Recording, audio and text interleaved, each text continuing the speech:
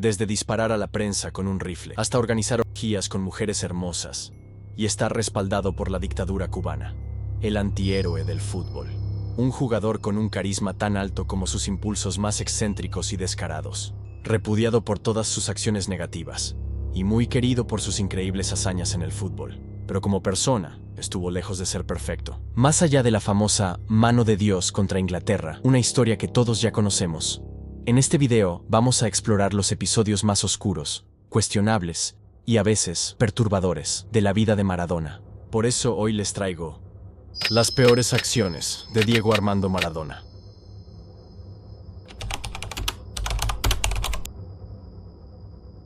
Tras una temporada plagada de lesiones y tensiones con la directiva del FC Barcelona, Maradona llegó a la final de la Copa del Rey contra el Athletic de Bilbao. Venía arrastrando la bronca de una brutal patada que le había fracturado el tobillo el año anterior, obra del defensor Andoni Goicoechea. El partido era una olla a presión. En el ambiente flotaban la revancha, la humillación pública y el hartazgo. Diego ya no era el joven tímido que llegó desde Argentina. Se había transformado en un jugador explosivo, resentido y con el orgullo herido. Al final del partido, tras recibir insultos racistas y personales, Maradona desató una de las peleas más violentas jamás vistas en una cancha europea. Golpeó con rodillazos y patadas voladoras a varios jugadores del Athletic, incluso lesionando a uno. Las imágenes le dieron la vuelta al mundo.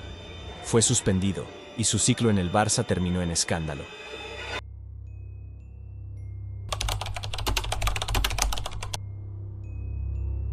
Para entonces, Maradona ya era el dios de Nápoles. Había llevado al Napoli a la cima del fútbol italiano, enfrentando y venciendo a los poderosos del norte. Pero mientras sus goles maravillaban al mundo, su vida nocturna era cada vez más autodestructiva. Rodeado de lujos, aduladores, drogas y mafiosos, Diego se entregó por completo a la ciudad. Nápoles lo amaba, pero también lo consumía. Fue vinculado con la camorra, la mafia local, que lo protegía y le facilitaba drogas, fiestas, mujeres. Participó en orgías documentadas, con prostitutas y en algunos casos menores de edad. Todo esto salía a la luz en grabaciones de llamadas interceptadas por la policía italiana. Su imagen pública comenzó a resquebrajarse, pero aún era intocable dentro de la cancha. Y en el 2006 las autoridades italianas revelaron que Diego Maradona debía alrededor de 37 millones de euros en impuestos impagos durante esta etapa en el Napoli. Cuando volvió a Italia para eventos y partidos benéficos, el fisco le incautó relojes Rolex, pendientes y otros objetos de lujo como parte del cobro.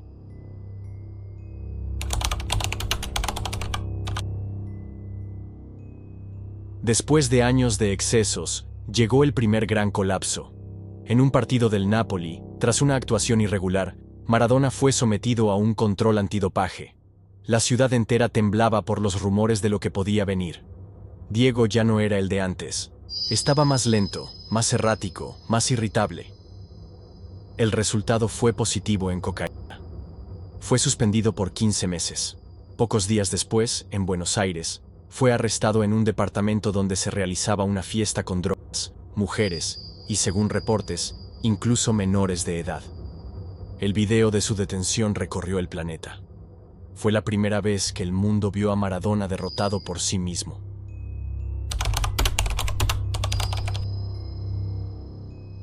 En febrero de 1994, Diego Armando Maradona vivía en una lujosa quinta que había comprado para su madre, Doña Tota, en la localidad de Moreno, provincia de Buenos Aires. La casa no era cualquier propiedad, un verdadero palacio suburbano de varias hectáreas, con pileta, canchas y todas las comodidades que podían deslumbrar a cualquiera. Era su refugio, un lugar que debía ser sinónimo de tranquilidad, pero que pronto se transformó en el escenario de uno de sus episodios más polémicos. Ese día, un grupo de periodistas aguardaba en la entrada de la quinta para conseguir declaraciones del astro, acosándolo con cámaras y micrófonos. Cansado del asedio, Diego perdió la paciencia. Desde el interior de la propiedad, tomó un rifle de aire comprimido y comenzó a disparar hacia los reporteros. Varias balas de plomo impactaron y terminaron hiriendo levemente a algunos de ellos.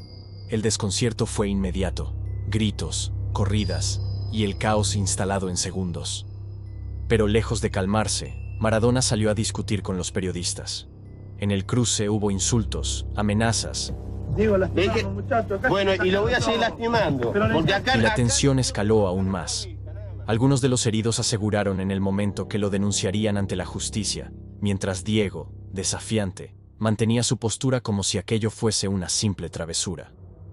Lo que para él era un arrebato de enojo, para la prensa se convirtió en un episodio grave que volvió a teñir de polémica su relación con los medios y con la sociedad.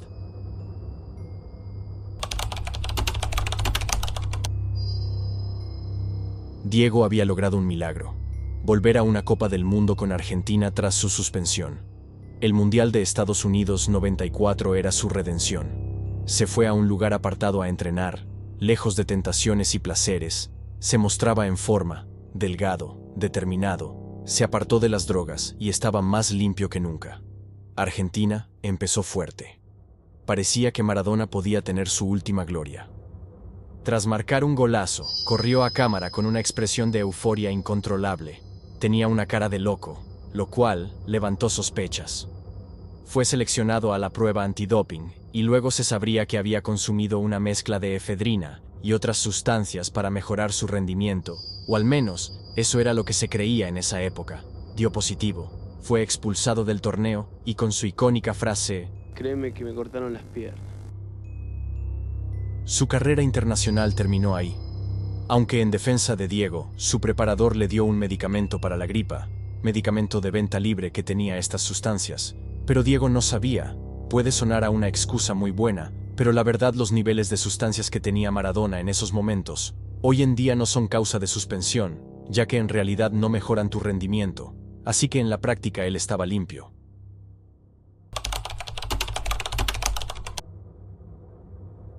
Después de varios colapsos de salud, Maradona fue invitado por Fidel Castro a tratar su adicción en Cuba. Lo recibieron como un héroe.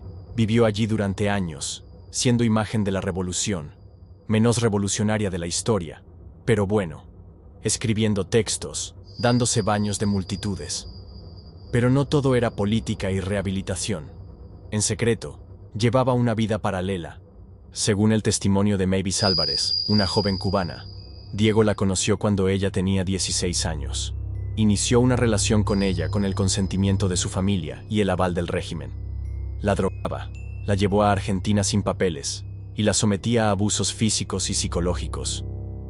En el año 2000, cuando Diego conoció a la adolescente, su primer encuentro, según el periodista Mario J. Pentón, fue el 1 de septiembre. Lo más perturbador no fue solo la diferencia de edad, sino el nivel de poder que envolvía la relación. Testigos afirmaron que el mismísimo Fidel Castro estaba al tanto de todo.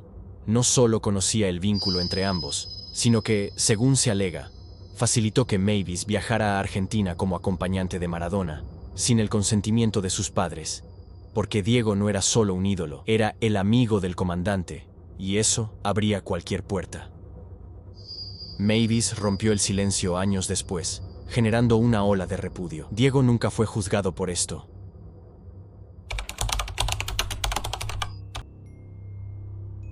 Sus relaciones personales eran tormentosas, especialmente con Rocío Oliva, 30 años menor que él, y Verónica Ojeda, madre de uno de sus hijos. Estas mujeres compartieron con él momentos de ternura, pero también episodios de violencia. Se filtraron videos donde se lo ve golpeando o insultando a Rocío. En uno, le lanza un teléfono por la cabeza. En otro, la acorrala en una habitación mientras grita fuera de control. Seguí mirando. Pará, loco. Seguí mirando. Seguí mirando tu teléfono. Pero no puedo mirar mi teléfono. Seguí mirando tu ¡Deja de teléfono. pegar, Diego! ¡Pará! Ojeda también lo denunció por violencia verbal y psicológica. Ambas lo acompañaron hasta sus últimos días, pero siempre bajo un aura de manipulación, dependencia y miedo.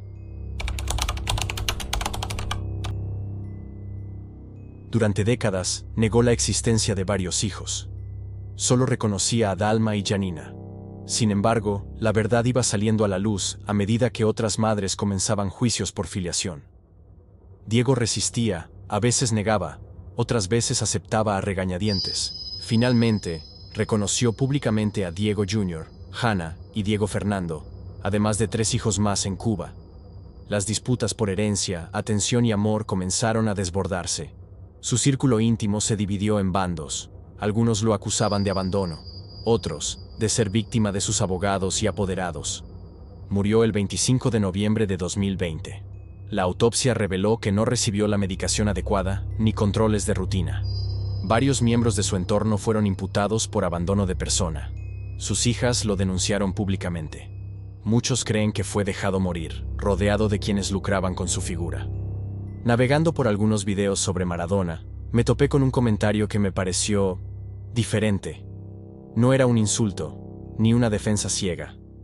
Era un relato que resume lo que muchos sienten en silencio cuando recuerdan a Diego. Soy español, nacido en Barcelona y seguidor del Barça. La figura de Diego Maradona me resulta curiosa e interesantísima, porque es un indicativo que no solo a muchos argentinos sino que a mí mismo me ha servido para comprender y desarrollar la propia madurez. Yo nací en 1981. Tengo una foto con Diego Maradona cuando yo tenía 2 años de edad, en el estadio del Camp Nou, entonces llamado Camp Barça. No recuerdo aquel día, pero sí recuerdo que más adelante, finalizando los años 80, cuando yo podía comprender las cosas, mis padres presumían de aquella foto, en la que Diego se mostró muy presto y cariñoso con ellos. Mítele al nenambel Maradona, mira al niño con Maradona, decía mi madre. Yo ya empezaba a comprender que aquel tipo era el mejor futbolista que había dado hasta el momento la historia, y que el fútbol, al parecer, era un elemento importante en nuestra cultura. Más tarde, y cuando mejor recuerdo las cosas por una cuestión de edad, ya empieza su decadencia deportiva. Ficha por el Sevilla sin pena ni gloria, armando escándalos por la ciudad. Luego vendría su positivo en el Mundial del 94. A mí ese Diego drogado y furioso me encantaba. Sentía fascinación por él. Mis hormonas empezaban a apretar. Era ya un adolescente, y la testosterona llamaba a mi puerta indicando que Diego era el referente. Siempre recordaré un día de 1995, y fijaos que me arriesgo a equivocarme porque ni siquiera lo he revisado por Google,